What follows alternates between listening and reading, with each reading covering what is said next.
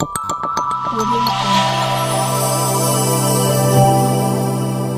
Jungle. ವಿಶೇಷ ಚೇತನರ ವಾರ್ತೆಗೆ ಸ್ವಾಗತ. ಸ್ನೇಹಿತರೆ, ಕೇಂದ್ರ ಸರ್ಕಾರದಿಂದ ಒಂದು ಮಹತ್ವದ ಸುದ್ದಿ ಬಂದಿದೆ.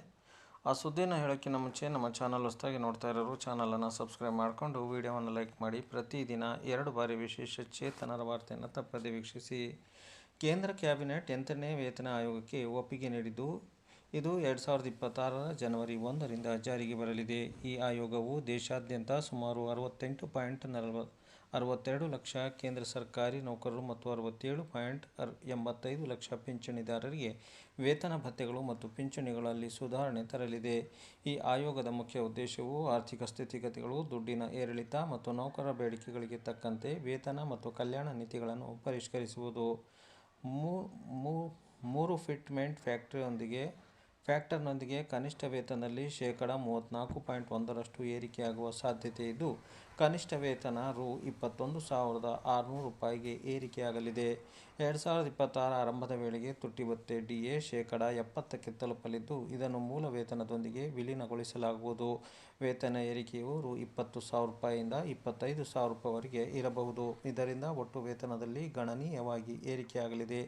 ಜೊತೆಗೆ ಕನಿಷ್ಠ ಪಿಂಚಣಿಯು ರೂ. 20,500 ರೂಪಾಯಿಗೆ ಏರಿಕೆ ಮಾಡುವ ಸಾಧ್ಯತೆ ಇದೆ. ವೇತನ ಲೆಕ್ಕಾಚಾರ ವಿಧಾನ. ನೌಕರರು ತಮ್ಮ ಹೊಸ ವೇತನವನ್ನು ಈ ರೀತಿ ಲೆಕ್ಕ ಹಾಕಬಹುದು.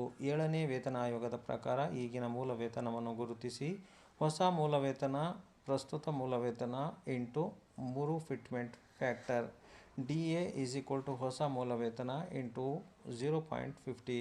ಮನೆ ಬಾಡಿಗೆ ಭತ್ಯೆ HRA ಹೊಸ ಮೂಲ ವೇತನ ಇಂಟು ಮೆಟ್ರೋ 27% ಶ್ರೇಣಿ 2, 20% ಶ್ರೇಣಿ 3ಯವರಿಗೆ. ಸಾರಿಗೆ ಭತ್ಯೆ ಟಿಎ ನಗರ ಮತ್ತು ಹುದ್ದೆಗೆ ತಕ್ಕಂತೆ ಒಟ್ಟು ವೇತನ ಹಾಗೂ ಹೊಸ ವೇತನ plus DA HRA plus TA ಕಡತಗಳು. ವೇತನ ಆಯೋಗಗಳ ಇತಿಹಾಸ. ಹಿಂದಿನ ಆಯೋಗಗಳ ಗಮನಾರ್ಹ ವೇತನ ಏರಿಕೆ ತಂದಿವೆ. 4ನೇ ವೇತನ ಆಯೋಗ 27.6 ಏರಿಕೆ, ಕನಿಷ್ಠ ವೇತನ ರೂ. 750 ರೂಪಾಯಿ. 5ನೇ ವೇತನ ಆಯೋಗ 31% ಏರಿಕೆ, ಕನಿಷ್ಠ ವೇತನ 2,550 ರೂಪಾಯಿ. 6ನೇ ವೇತನ ಆಯೋಗ 54% ಏರಿಕೆ, 1.86 ಫ್ಯಾಕ್ಟರ್ ಅಂದರೆ ಕನಿಷ್ಠ ವೇತನ 7,000 ರೂಪಾಯಿ. 7ನೇ ವೇತನ 14.29 ಏರಿಕೆ ಅಂದರೆ ಈಗ ಕನಿಷ್ಠ ವೇತನ 18,000 ರೂಪಾಯಿ. ಈಗ ಪ್ರಸ್ತುತ 8ನೇ ಆಯೋಗ 20% ಏರಿಕೆ ಮಾಡಬಹುದು. ಆದ್ದರಿಂದ ಫ್ಯಾಕ್ಟ್ 3% ಏರಿಕೆಯಾಗುತ್ತೆ. ಕನಿಷ್ಠ ವೇತನ ರೂ. 21,600 ರೂಪಾಯಿ ವೇತನ ಎಲ್ಲ ನೌಕರರು ಪಡೆಯಲಿದ್ದಾರೆ. ನೌಕರರು ಮತ್ತು ಪಿಂಚಣಿದಾರರು ಇತ್ತೀಚಿನ ಮಾಹಿತಿಗಾಗಿ https ಡಿಪಾರ್ಟ್ಮೆಂಟ್ ಆಫ್ ಗೌರ್ಮೆಂಟ್ ವೆಬ್ಸೈಟ್ನಲ್ಲಿ ಅಧಿಕೃತ ಘೋಷಣೆಗಳನ್ನು ನೀವು ನೋಡಬಹುದು ಎಂದು ತಿಳಿಸುತ್ತೇನೆ.